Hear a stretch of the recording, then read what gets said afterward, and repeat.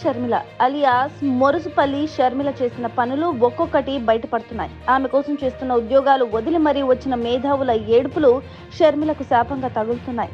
ఒక్కొక్కరు బయటకొచ్చి షర్మిల చేసిన మోసంపై మీడియా ముందర కన్నీళ్ల పర్యంతమవుతున్నారు. ఇటీవల హైదరాబాద్ లోటస్ పాండ్ వద్దకు వచ్చి మహబూబ్ నగర్ కు చెందిన వైఎస్ఆర్టీపీ నేతలు కన్నీళ్లు పెట్టుకున్న వీడియోలు వైరల్ అయ్యాయి. తాజాగా బోధన్ వైఎస్ఆర్టీపీ కోఆర్డినేటర్ గా ఉన్న ఒక మహిళ ఏకంగా వైఎస్ షర్మిల మోసంపై రగిలిపోయింది. ఉస్మానియా యూనివర్సిటీలో అసిస్టెంట్ ప్రొఫెసర్ గా ఉన్న తాను జాబ్ కు రాజీనామా చేసి మరీ షర్మిల పిలుపుతో రాజకీయాల్లోకి వచ్చానని వాపోయింది.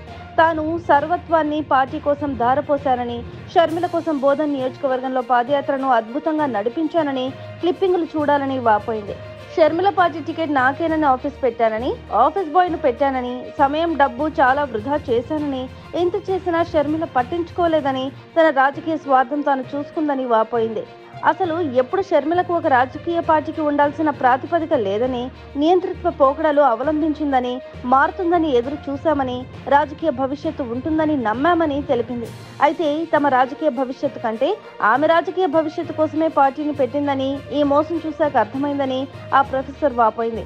ఇప్పుడు షర్మిల చేసిన మోసం తాలూకా వీడియో వైరల్ అవుతోంది. బోధన్ నియోజకవర్గ కోఆర్డినేటర్ని, నా బోధన్ నియోజకవర్గంలో పాదయాత్ర చాలా అద్భుతంగా నడిపించిన మీరు క్లిప్పింగ్స్ చూడండి. ఆఫీస్ ఓపెన్ చేసిన, ఆఫీస్ బాయ్ని పెట్టిన, చాలా ఖర్చు పెట్టుకున్నాము, మా సమయాన్ని వృధా చేసుకున్నాం.